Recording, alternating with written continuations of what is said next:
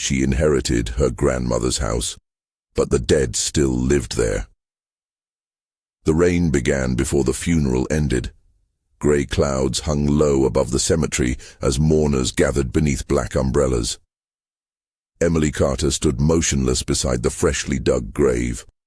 Her grandmother had raised her, protected her, loved her. Now she was gone. The priest's final words faded into the wind. People slowly began leaving, one by one, until Emily found herself standing alone beside the coffin, almost alone, because someone else was still there. An elderly woman stood near the cemetery gate, watching. Emily had never seen her before.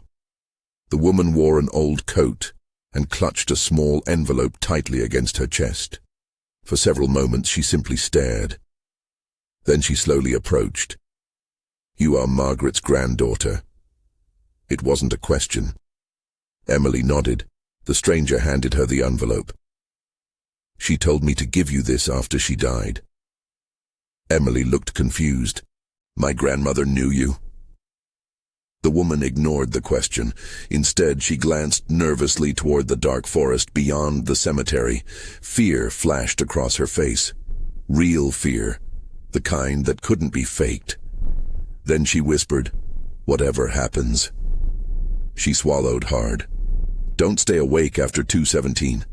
Emily frowned. "What does that mean?" But the woman had already turned away, walking quickly into the rain, almost running, as if she couldn't get away fast enough. Emily opened the envelope. Inside she found two things, a brass key and a folded piece of paper. The handwriting belonged to her grandmother. Only 3 words were written. "Don't open it." And somehow, that frightened her more than the funeral itself. 3 days later, Emily drove toward Black Hollow Forest. The house sat nearly 30 miles from the nearest town, isolated, forgotten, hidden among miles of ancient woods. As a child, she had spent summers there, but after her 16th birthday, her grandmother stopped inviting her. At the time, Emily assumed it was because the old woman wanted privacy. Now, she wasn't so sure. The deeper she drove into the forest, the darker the road became. Massive trees blocked the sunlight, branches twisted overhead like skeletal fingers. The GPS signal vanished, then the radio died. Silence filled the car. Emily tightened her grip on the steering wheel. She suddenly remembered something from childhood. A rule. A strange rule her grandmother repeated constantly. Never go into the forest after sunset. At the time, it sounded ridiculous. Now, the memory felt different because she remembered the fear in her grandmother's eyes, not concern. Fear. The road curved, and finally she saw it. The house, standing alone beyond the trees, massive, dark, waiting. Emily slowed the car. A strange feeling settled in her chest.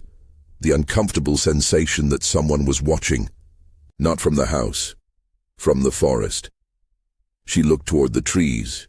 Nothing. Only darkness. Yet she couldn't shake the feeling. Something was there, watching her arrive, watching her come home. The first thing Emily noticed after entering the house was the ticking. Hundreds of clocks. Every room contained one. Some hung on walls, others sat on shelves. A few stood nearly 7 feet tall, all ticking, all perfectly synchronized. Tick, tick, tick. The sound followed her everywhere. As a child, she barely noticed them. Now it felt overwhelming, like the house itself had a heartbeat. As she unpacked her belongings, memories began returning. The scent of old wood, the creaking floors, the way the forest pressed against every window. Everything felt familiar, yet strangely different, almost as if the house had been waiting for her return. That night, exhaustion finally overtook her. She fell asleep shortly after midnight. Then she woke suddenly. Silence. Absolute silence. The ticking had stopped, every clock in the house. At once, Emily reached for her phone.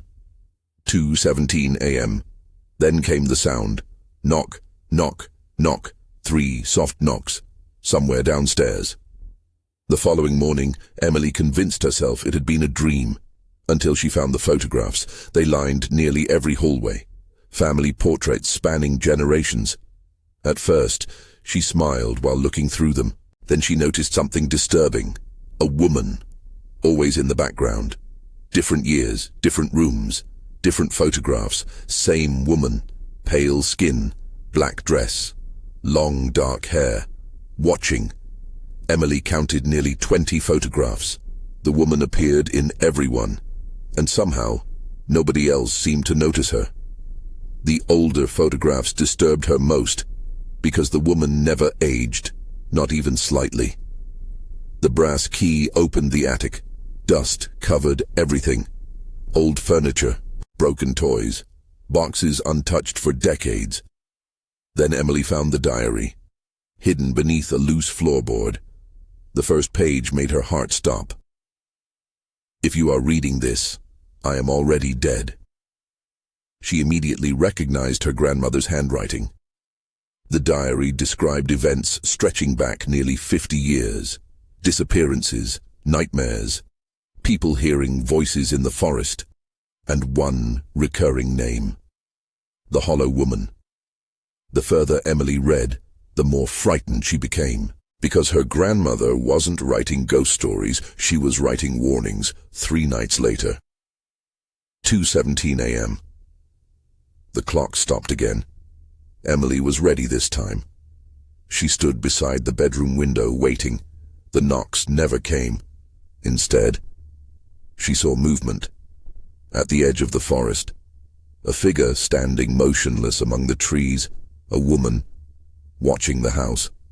The moonlight illuminated her pale dress. Her face remained hidden. Emily's stomach twisted. The figure never moved, never blinked, never looked away. Then the bedroom light flickered, just once. When Emily looked back outside, the woman was gone. The next morning, Emily drove into town. She needed answers. Instead, she found fear. The moment she mentioned the house, conversation stopped. People exchanged nervous glances. One elderly shopkeeper quietly pulled her aside. "You should leave." Emily laughed nervously. "Why does everyone keep saying that?" The old man stared toward the forest. "My grandfather used to talk about a woman." Emily felt her pulse quicken. "A woman in black." The shopkeeper slowly nodded, then his face turned pale. "She always comes for the last member of the family." Every night the woman returned, and every night she stood closer. The first night she stood at the tree line. The second night she stood halfway across the yard. The third night she stood beside the old well. Always at 2:17 a.m., always watching, always silent. Emily began sleeping with every light on. But it didn't matter. The dreams started. She dreamed of the forest, of branches twisting like hands, of voices whispering her name, and of the woman, standing among the trees, waiting. One stormy evening, Emily discovered the final pages of her grandmother's diary. Pages she somehow missed before. The handwriting looked rushed, desperate, almost panicked. The final entry read, "She's getting closer. I tried to stop her. I tried to break the pact. I failed." Emily's hands trembled. She continued reading. "If you're reading this, then she knows your name. Do not answer the knocking. Do not enter the forest. And whatever happens..." The writing suddenly stopped. The rest of the page had been torn away. That night, a violent storm struck Black Hollow Forest. Thunder shook the house. Rain battered the windows. At exactly 2:17 a.m., the clocks stopped. Every light went out. Darkness swallowed the house. Then came the knocks. Not downstairs, not at the front door, at her bedroom window. Knock, knock, knock. Emily slowly turned.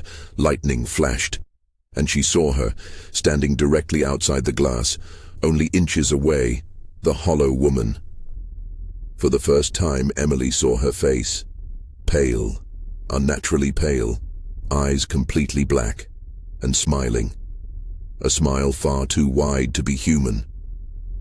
Emily screamed. Lightning flashed again. The woman was gone.